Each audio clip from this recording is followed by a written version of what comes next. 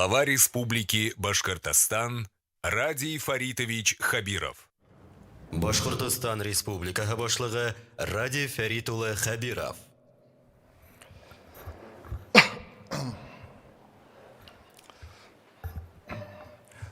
Дорогие соотечественники, Казырле ватандаштар, уважаемые депутаты, те, кто находится здесь, в колонном зале или большом зале Дома Государственного собрания.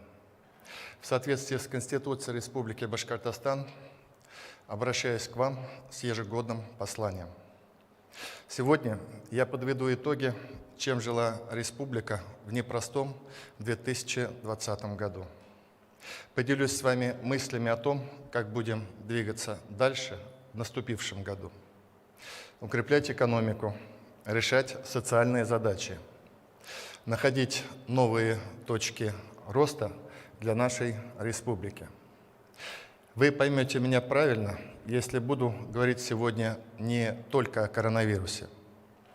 Понятно, что мы впервые столкнулись с такой масштабной пандемией, которая забрала столько жизней, сильно ударила по мировой экономике и глобальной стабильности, благосостоянию жителей нашей планеты. Но человечество сильнее любых опасных вирусов, и наша республика не раз выходила с честью из самых тяжелых испытаний. Мы благодарны президенту страны Владимиру Владимировичу Путину за своевременную и эффективную помощь из федерального бюджета жителям нашей республики, нашей экономики и социальной сфере. В рамках полномочий, представленных нам главой государства, мы с первого дня делали все, чтобы сберечь людей и не допустить тяжелых последствий. Я также со всей искренностью говорю спасибо жителям республики за огромное терпение к вынужденным ограничениям. И благодаря такой ответственности мы переломили ситуацию и с сегодняшнего дня приступаем к поэтапному снятию ограничительных антиковидных мер. В ближайшее время мы стряхнем с себя эту заразу, которая уже год мешает нам жить по-человечески. Но для этого надо придерживаться очень простых правил. И все они вам очень хорошо известны. Но этого тоже недостаточно. Самое главное сейчас – это обязательно сделать прививку. Я проверил ее на себе, чувствую себя прекрасно. Большие партии вакцины сейчас поступают в республику. И чем быстрее у большинства из нас появится собственный иммунитет, тем скорее республика обретет иммунитет коллективный. И тогда мы вернемся к нормальной жизни, наверстаем потерянное в экономике и превзойдем прежние результаты. Восстановим социальную справедливость там, где существующие порядки сломала пандемия. Очень прошу вас поддержать меня в этом и отнестись к этой задаче максимально серьезно. У нас не случилось катастрофических последствий потому, что мы в большинстве своем сплоченные и дисциплинированные люди. И сможем скоро забыть пандемию как страшный сон, если продолжим проявлять ответственность. Даже в этот тяжелейший год у нас есть достижения, которыми мы можем гордиться. Разумеется, были и потери, и не только в экономике. Многие переболели очень тяжело. Есть те, кто потерял своих родных и близких. Навсегда останутся в нашей благодарной памяти врачи и медсестры, отдавшие свою жизнь, спасая других. Прошу вас, уважаемые друзья, почтить память всех ушедших от нас минутой молчания.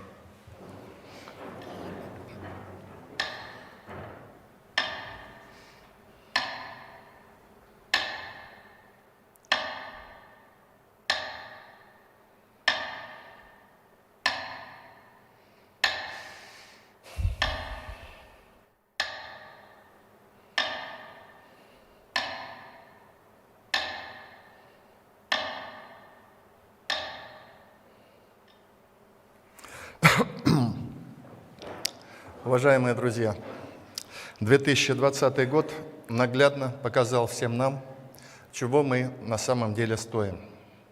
И мы увидели настоящих героев нашего времени.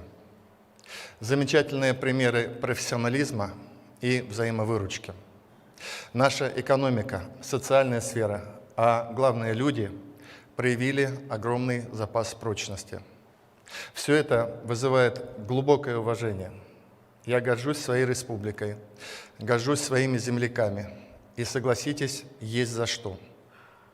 Конечно же, в первую очередь я горжусь нашими врачами, медсестрами, которые в тяжелейших условиях показали свои высокие компетенции, стойкость и мужество. В целом системой здравоохранения, которая выдержала непростые испытания, доказала свою эффективность. Это касается мобилизации коллективов медучреждений, работы службы скорой помощи, антиковидного ситуационного центра, переобучения врачей и многого другого. Сегодня я еще раз выражаю сердечную благодарность нашим медикам, которые, к тому же, помогли в борьбе с коронавирусом коллегам из 4 российских регионов, а также Абхазии и Кыргызстана. Среди таких медиков заслуженный врач республики, доктор медицинских наук Алексей Михайлович Пушкарев.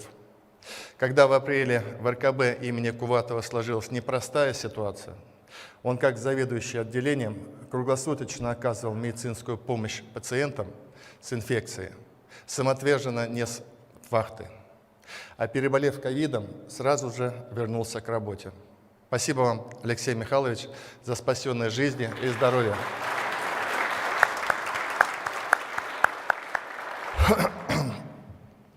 Я горжусь нашими волонтерами, трудовыми коллективами, предприятиями, общественными организациями, которые помогали нуждающимся, обеспечивали их продуктовыми наборами и лекарствами, заботились об одиноких стариках и инвалидах, развозили бесплатно врачей. Горжусь студентами-медиками, которые наравне с врачами и медсестрами трудились в инфекционных госпиталях. Работали антиковидными инспекторами в школах. Мы, кстати, учредили особую награду, нагрудный знак «Доброволец-волонтер Башкортостана». Я попрошу подняться студентку-волонтера Кристину Спиридонову, руководителя колл-центра по обзвону жителей, которые находились в зоне риска. Она координировала работу волонтеров, активно оказывала помощь людям, награждена грамотой президента России. Между прочим, Кристина – мастер спорта международного класса по фристайлу, участница Олимпийских игр в Корее, призер Всемирной универсиады в Красноярске. Спасибо вам, Кристина, за вашу активность и неравнодушие.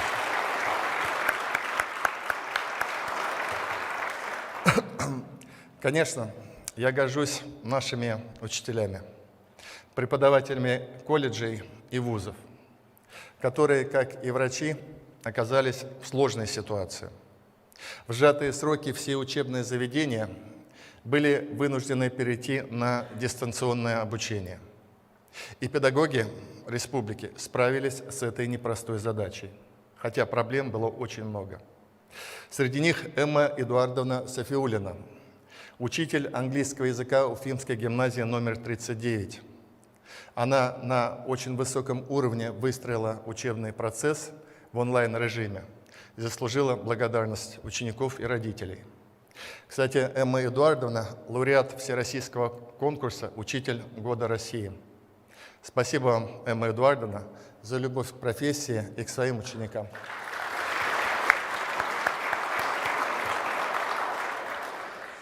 Я также горжусь нашими строителями, которые в рекордные сроки первыми в России построили современные инфекционные центры в Уфе и Стерлитамаке.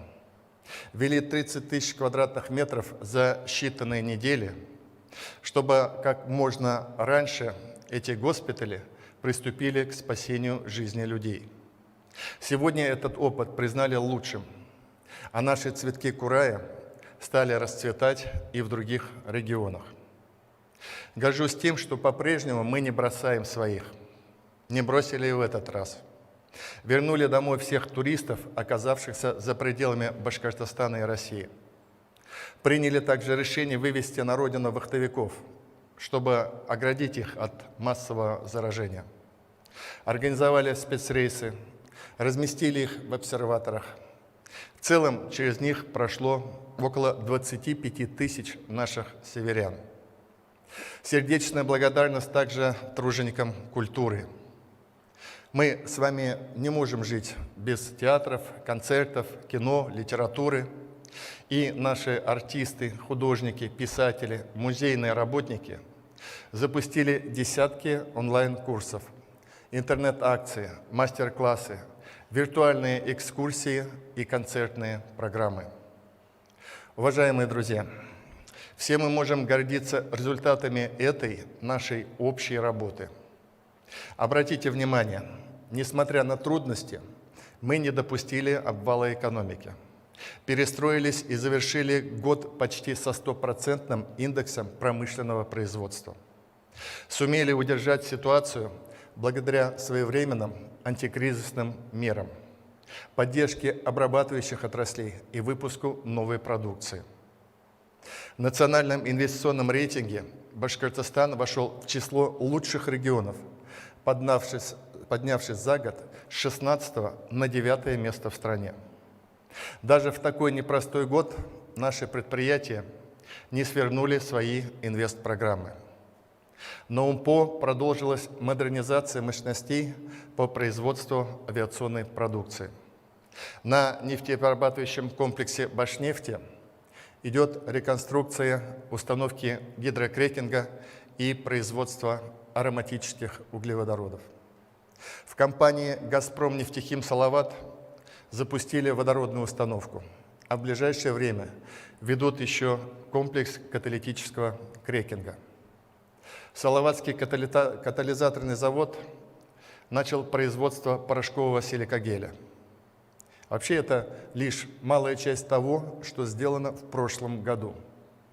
Не снижает инвестиционных оборотов наша горнорудная промышленность. Объемы выпуска продукции в машиностроении за прошлый год увеличились на треть.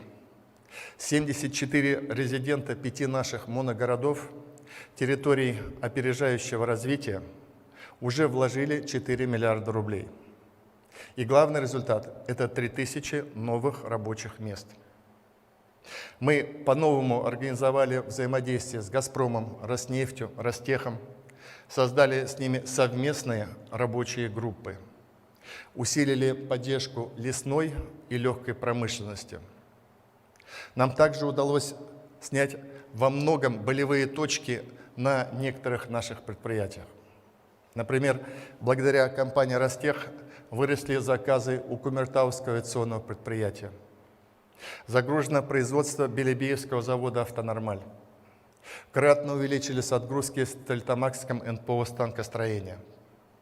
За год предприятие «Уральский лес» инвестировало более миллиарда рублей в находившиеся в долгое время в упадке Уфимский фанерный и фанерно-плитный комбинаты. В результате люди не потеряли работу, а объем выручки этих предприятий за прошедший год превысил 2 миллиарда рублей.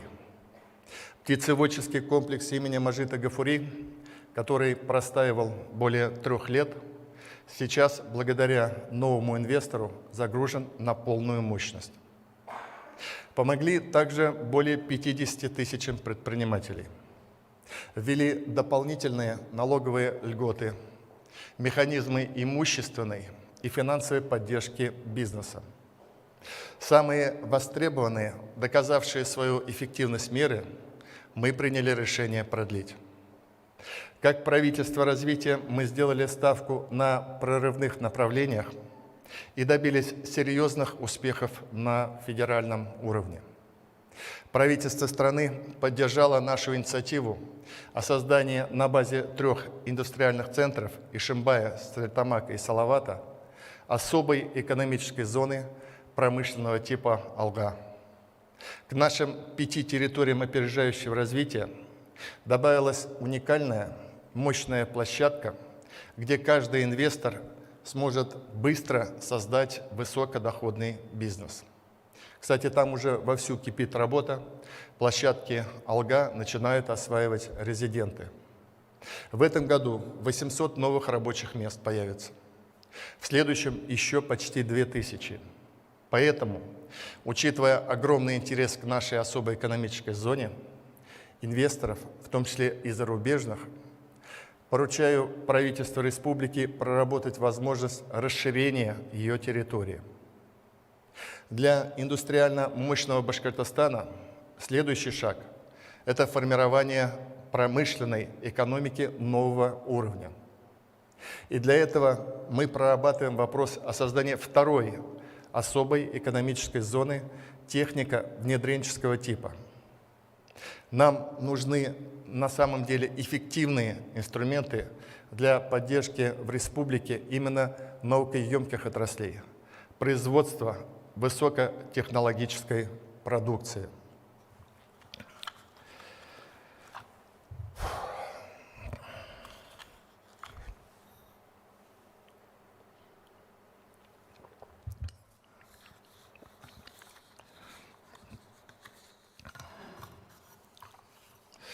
В прошлом году мы начали развивать цифровую индустрию и инфраструктуру и обеспечили доступ к интернету тысячи сел и деревень. В рамках нацпроекта «Цифровая экономика» мы активно подключаем к высокоскоростному интернету школу. Помните, когда мы с вами перешли в марте на дистанционное обучение, и многие дети в наших школах, особенно в дальних деревнях, не могли воспользоваться онлайн-платформами и площадками, и, соответственно, учебу мы не могли нормально организовывать именно в таком режиме. Вот эту задачу мы сейчас решаем.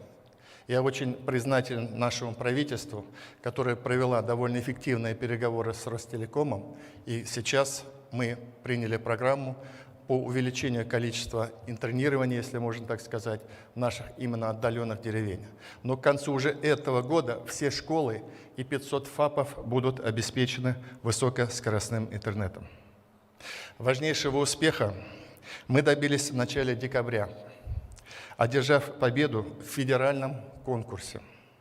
И теперь в Башкортостане образован Евразийский научно-образовательный центр мирового уровня. Мы 1,5 года упорно работали и добились этой грандиозной, я считаю, победы для нашей республики. Башкирский наукоград станет центром развития нашей республики, экономики знаний, настоящей фабрикой стартапов. В этом году начнем совместные с университетом Сколтех программы для магистрантов и аспирантов республики. Также запустим региональные мегагранты, расширим сеть предуниверсариев. К 2024 году построим современный студенческий кампус на 10 тысяч иностранных студентов. А наш НОЦ будет привлекать таланты в республику, укреплять партнерство с российскими и мировыми компаниями. Летом в комплексе на улице Заки-Валидей, который долгое время тоже простаивал, мы запускаем первую очередь IQ-парка, технопарка высоких технологий со статусом регионального оператора Сколково. Это будет эффективная площадка для инновационного бизнеса. Резиденты получат доступ к ресурсам Сколково, особые преференции и современные сервисы. Из наших молодых ученых, которые участвуют в развитии НОЦ, отмечу лидеров проекта «Электрические машины нового поколения для авиации» Вячеслава Евгеньевича Вавилова, молодого доктора технических наук, ведущего научного сотрудника УГАТУ, и Дмитрия Сергеевича Матвеева, руководителя инжинирингового центра УГНТУ. Проект инжинирингового центра, который он возглавляет, вошел в программу нашего НОЦ и получил федеральный грант в размере 300 миллионов рублей. И я уверен, что в рамках объявленного в стране Года науки и технологий наши ученые еще ярче проявят свой исследовательский талант для укрепления научного потенциала нашей республики. Давайте их поприветствуем.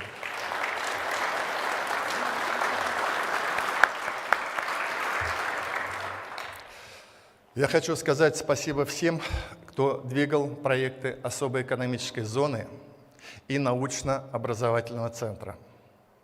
Это, на самом деле, наши самые большие победы в прошлом году. По сути, мы заложили, уважаемые коллеги, фундамент нового развития Башкортостана. Продолжая тему экономики, скажу, что самая радующая нас отрасль – это сельское хозяйство. Мы закрепили за собой статус одной из ведущих житниц России. Объем нашей агропродукции составил 177 миллиардов рублей. Экспорт вырос в 1,5 раза, до 165 миллионов долларов.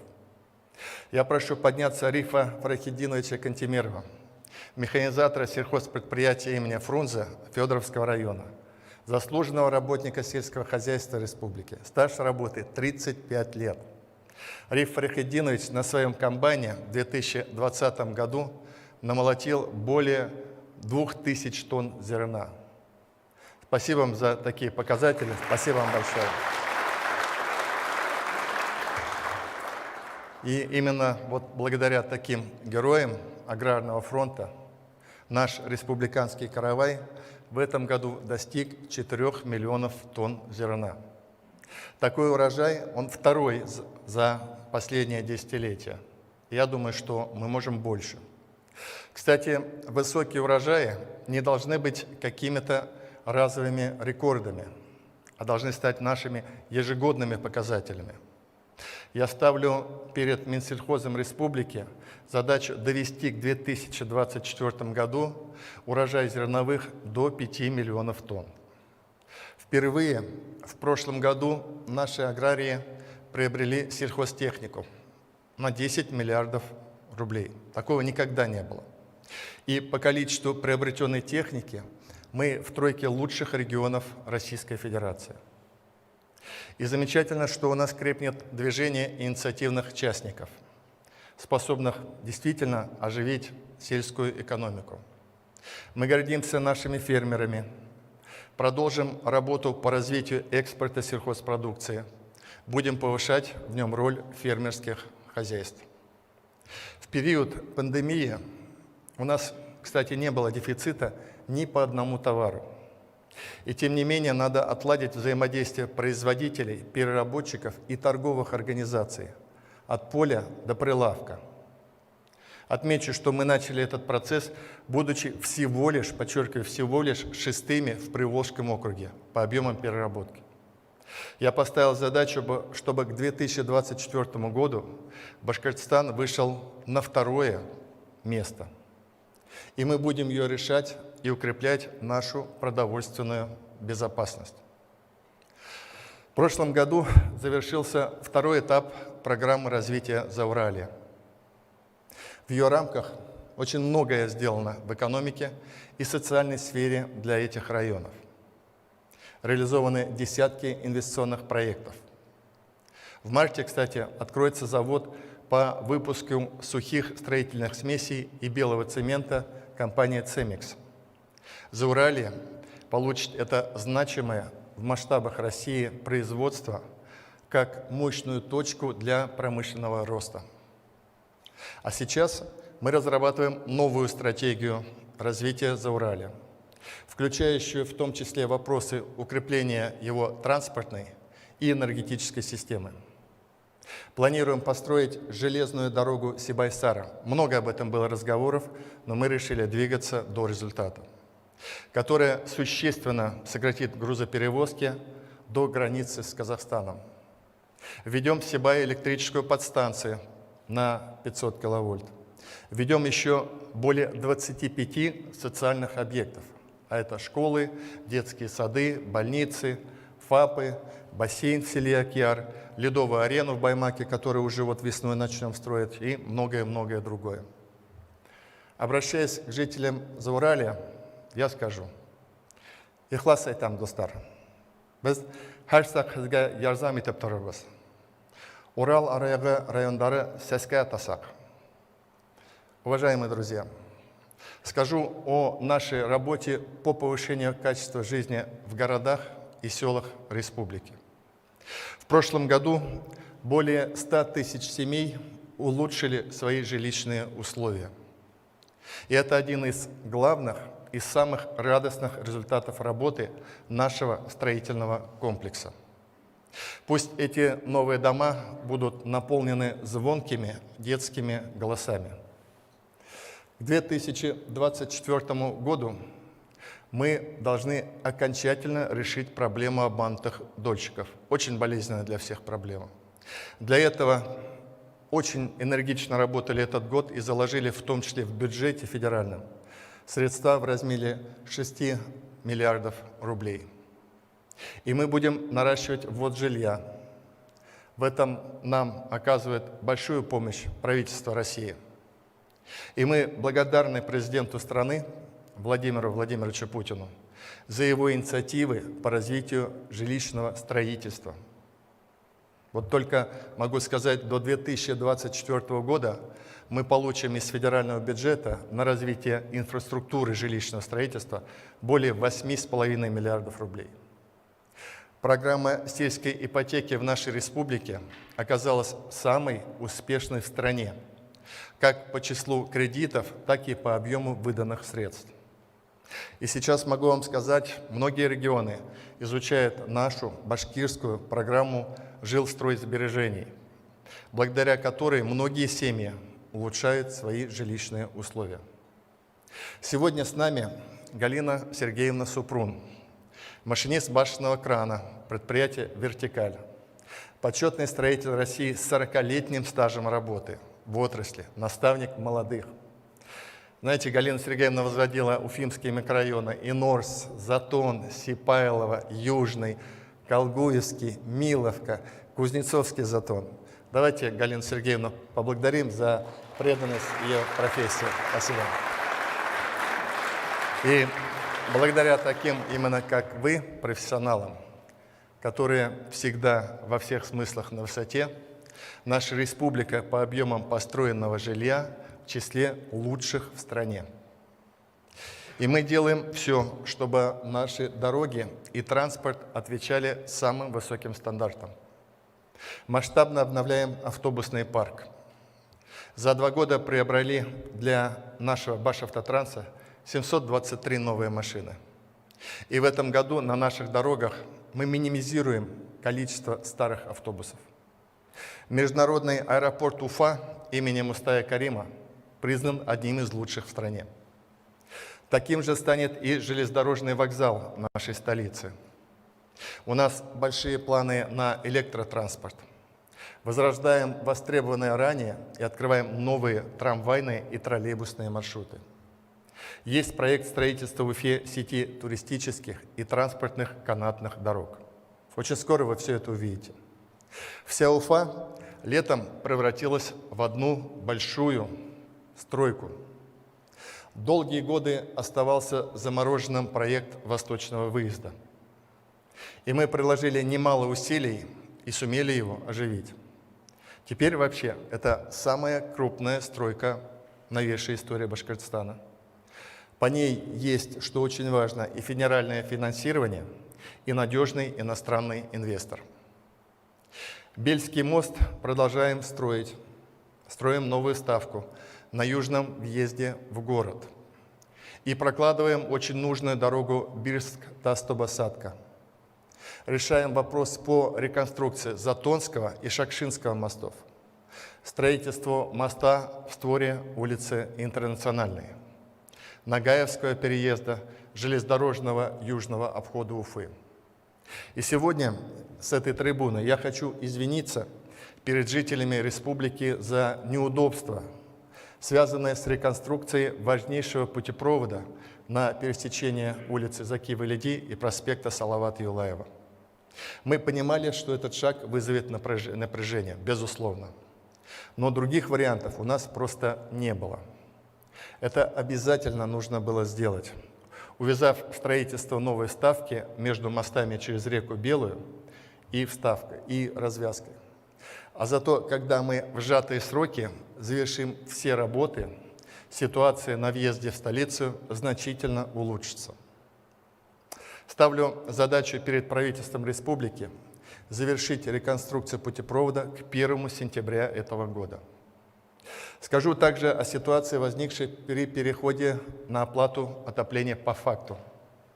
Она вызвала очень многочисленные и обоснованные жалобы наших жителей на перетопы в квартирах, неточности при расчетах со стороны ресурсоснабжающих организаций.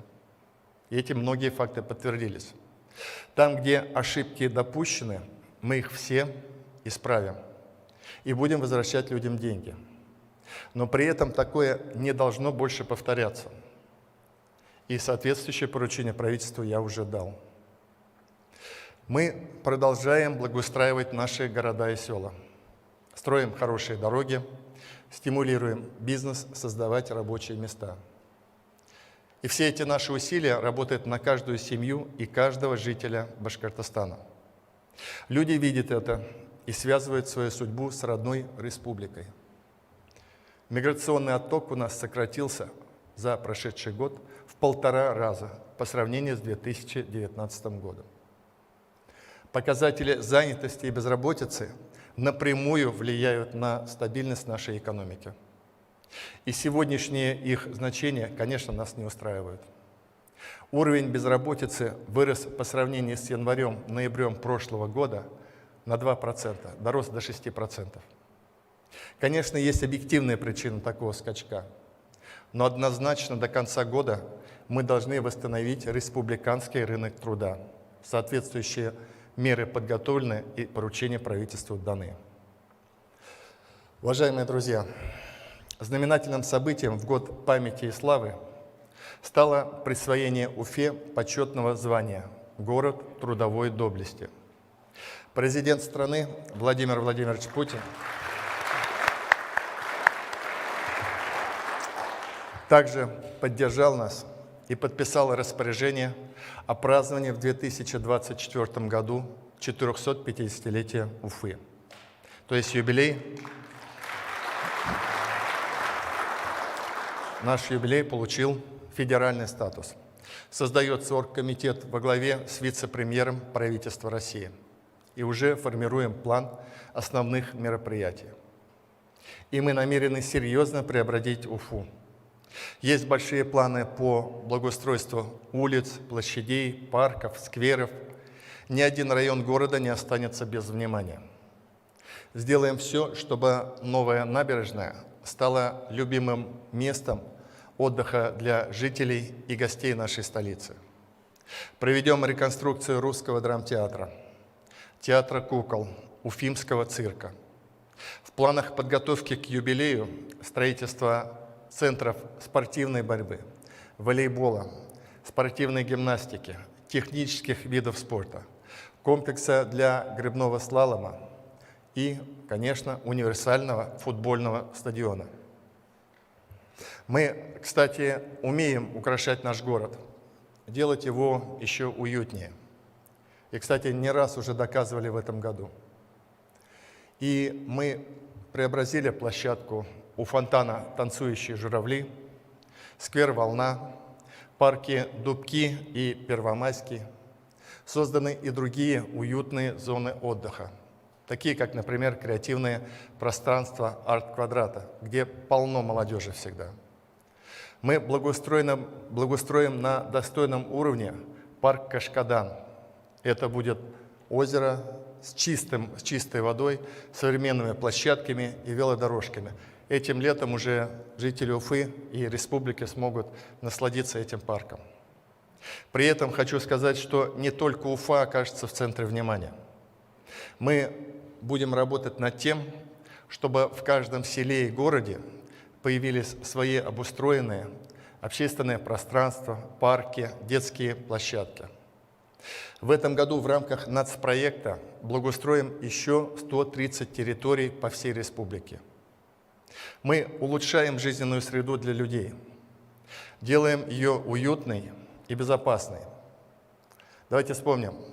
2 года назад у нас во дворах стояли качели с жестким сцеплением. варварство, по сути. И травмировались наши дети. А площадки с мягким покрытием можно было вот по пальцам пересчитать. Теперь ситуация существенно изменилась. И мы продолжим эту работу в рамках программы «Башкирские дворики». Все жители республики с благодарностью восприняли указ президента страны о присвоении звания Героя России командиру 112-й Башкавдивизии генерал-майору Минигали Шеймуратову.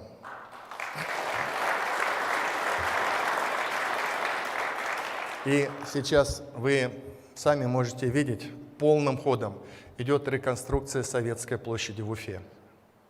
Ее украсит, кстати, вот этот замечательный памятник народному герою, который приняли участие в выборе и наши жители. В прошлом году, соблюдая все вынужденные ограничения, мы, тем не менее, достойно встретили 75-летие Великой Победы и торжественно передали в Национальный музей Башкортостана золотую звезду генерала Шеймуратова.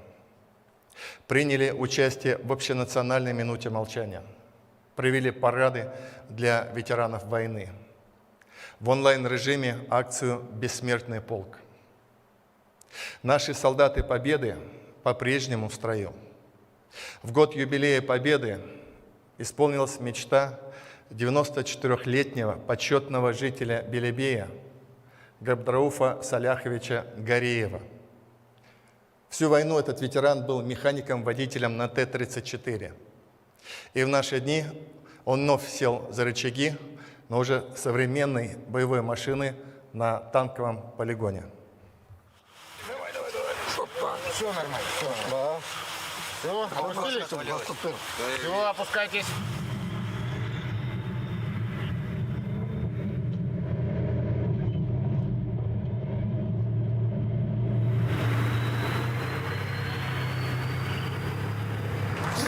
Старым 18 лет. Ну что ты скажешь? Спасибо вам.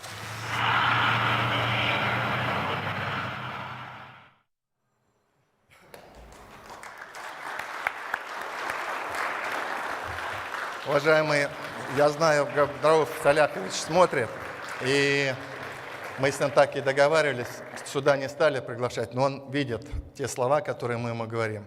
И, конечно, мы говорим спасибо ему и нашим дорогим ветеранам за мирное небо и за ваш ратный труд.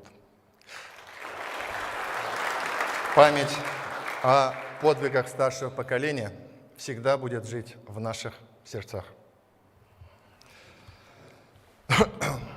Дорогие земляки, мы очень дорожим нашей историей. В прошлом году мы учредили новую дату – 13 ноября, день 112-й Башкирской кавалерийской дивизии. И две региональные награды – орден Шеймуратова и орден Аксакова. В мае откроем в Уфе музей полярников имени Валериана Альбанова. Также этот год будет отмечен юбилеями наших выдающихся земляков. 230 лет со дня рождения Сергея Тимофеевича Аксакова, 190 лет Мифтахеддина Акмулы, 100 лет Нажиба Асанбаева, 80 лет Сергея Довлатова. И мы искренне гордимся нашими соотечественниками. Второй год подряд Башкортостан в лидерах всероссийского конкурса лучших проектов создания комфортной городской среды в малых городах и исторических поселениях. В лидерах. В этом году мы завершили благоустройство в Бирске, Белебее и Ишимбае.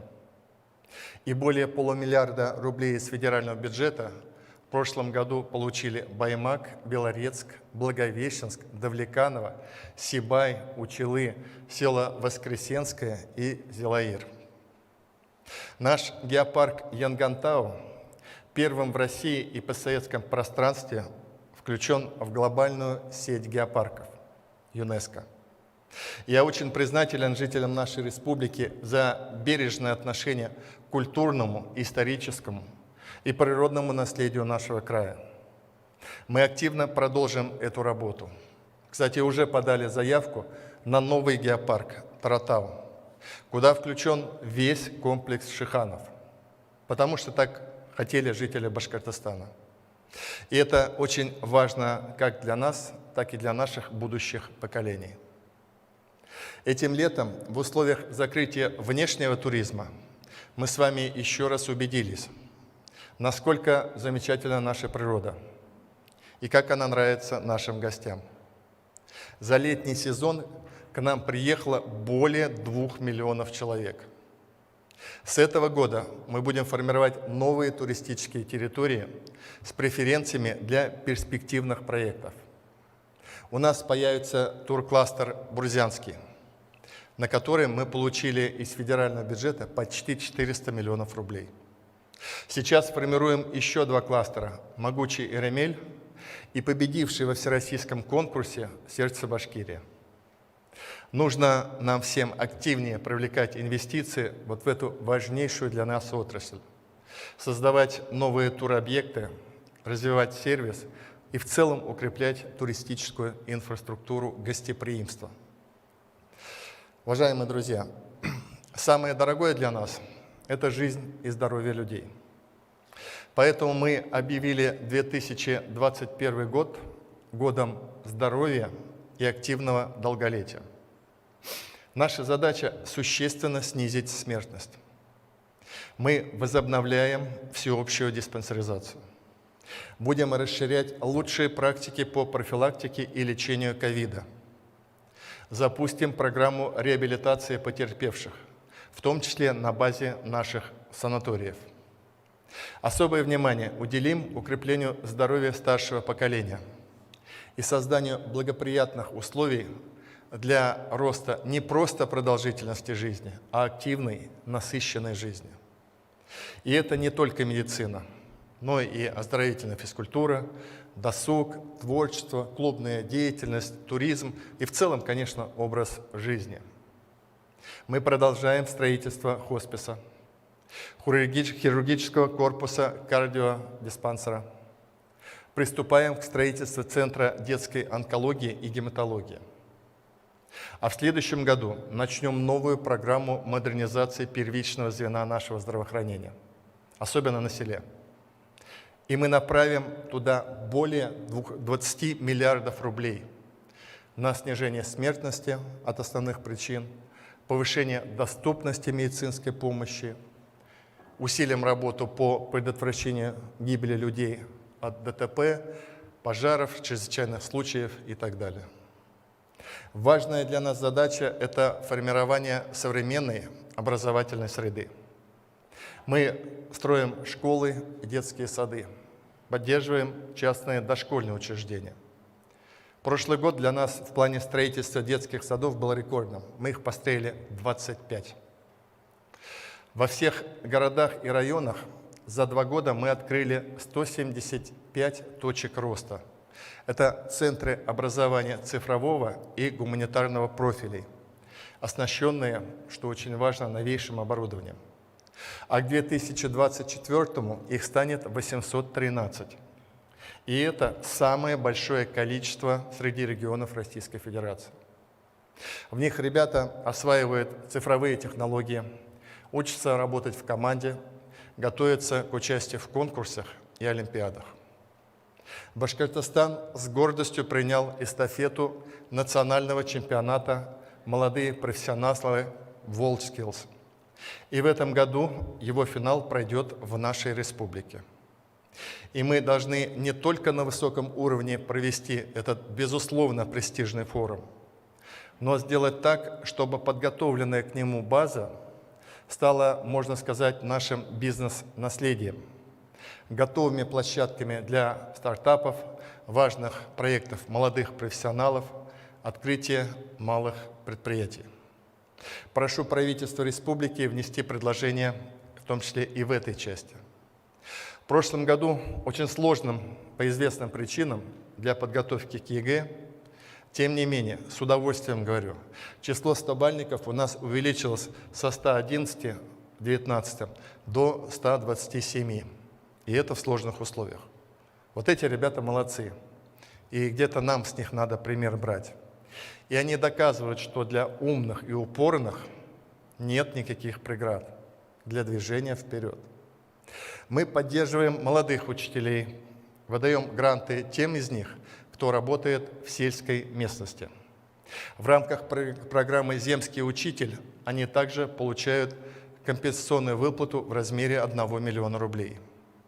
И в 2021 году мы продолжим эту практику.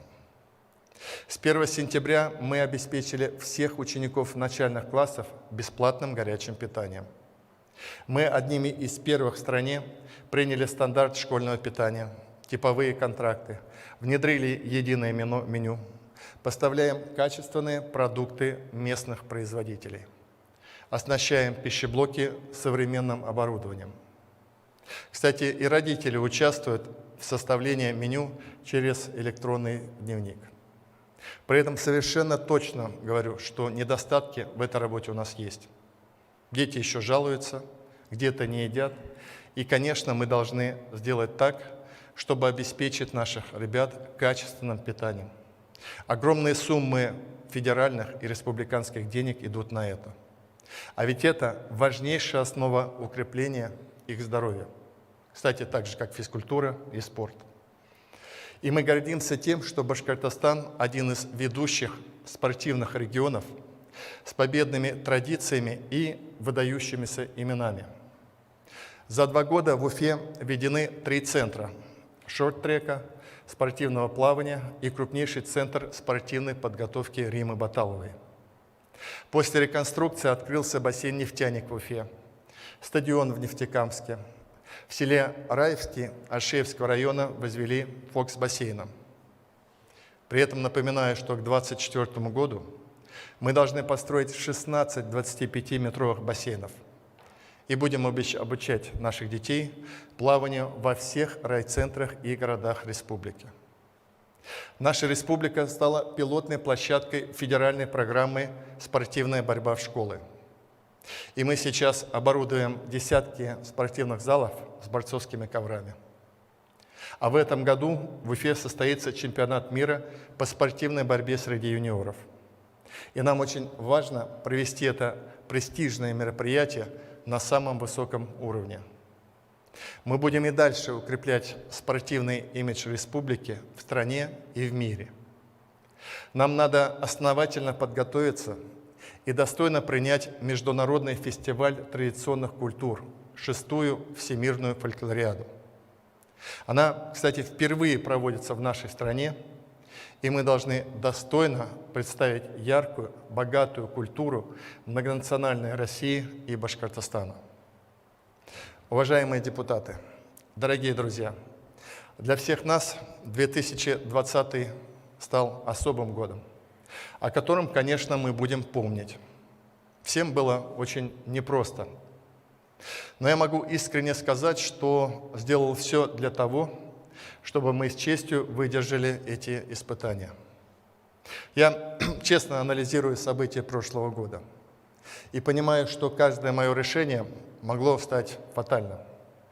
И если что-то было бы сделано неправильно, то я бы нес этот тяжелый груз, не перекладывая ответственности на других. Главное то, что каждое мое действие было продиктовано одним – желанием помочь людям. С этой же целью, в соответствии с указом президента страны, мы создали Центр управления республикой, чтобы видеть в онлайн-режиме, чем живет весь Башкортостан. Объединили на единой цифровой платформе информационную и экономическую аналитику, мониторинг социальных коммуникаций. И, кстати, ЦУР уже обрабатывает огромные потоки информации, и за каждой цифрой, за каждым обращением мы видим проблемы людей и стараемся их незамедлительно решать. Сейчас рядом с Домом Республики полным ходом возводим здания с современными строительными решениями и оснащением. И туда переедет наш ЦУР. И это позволит еще больше усилить работу в этом направлении. В декабре у меня прошла моя первая прямая линия общения с жителями. Поступили тысячи вопросов и обращений. На каждый из них мы обязательно ответим. А проблемы, волнующие людей, будем решать. И решаем их.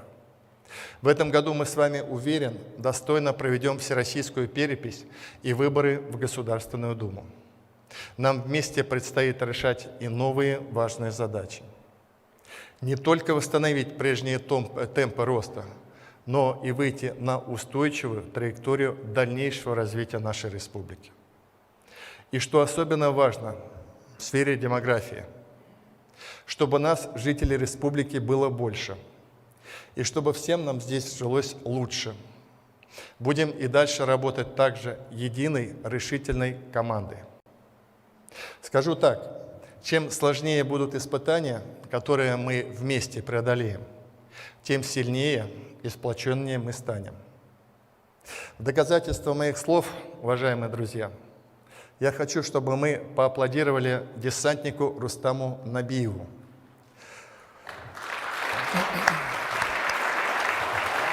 Во время срочной службы в результате обрушения казармы он лишился обеих ног. Перенес 16 операций. По сути, заново научился жить. Но при этом стал спортсменом и известным блогером. А в прошлом году он на руках покорил самую высокую гору России – Эльбрус. Давайте посмотрим.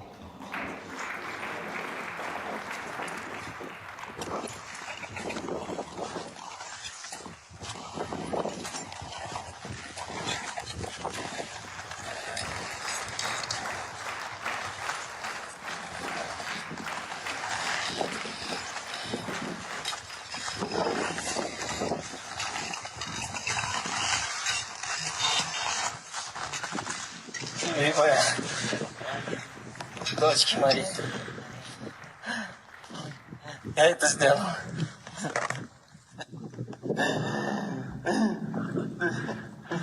Я смог это сделать.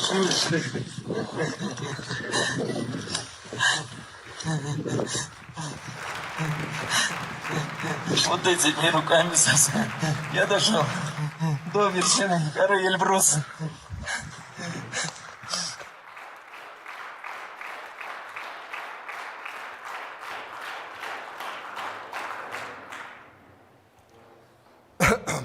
Спасибо, Рустам. И показали нам пример, как, находясь почти в безвыходной ситуации, и надо ставить недосягаемую цель, вопреки любым трудностям, и достигать ее.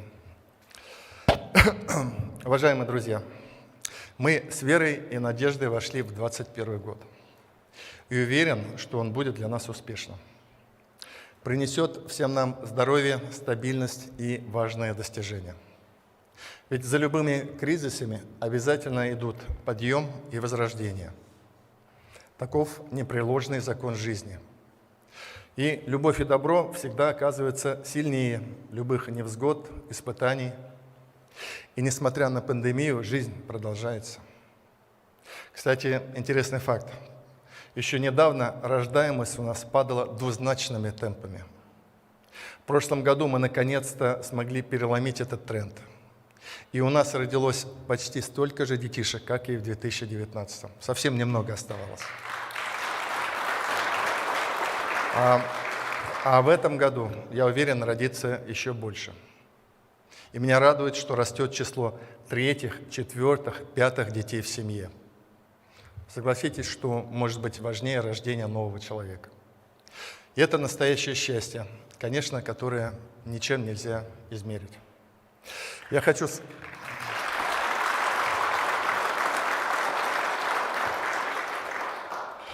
сказать, что как глава республики отвечаю за всех ее жителей. Всех и умудренных опытом, и совсем еще юных, и с разной жизненной позицией, убеждениями и взглядами, и в том числе и тех, кто нас справедливо критикует. И тем не менее, я уверен, что мы достойно пройдем наш общий путь, проявляя мудрость и уважение друг к другу, общую волю и упорство в достижении цели, и укрепляя наше единство. Как говорят в нашем народе, «Тарышкан ташка казак какхан тихалак». Без тарыштар. Ниндей гына қиынлықтар келіп тумағын, біз барығынла болдырамыз.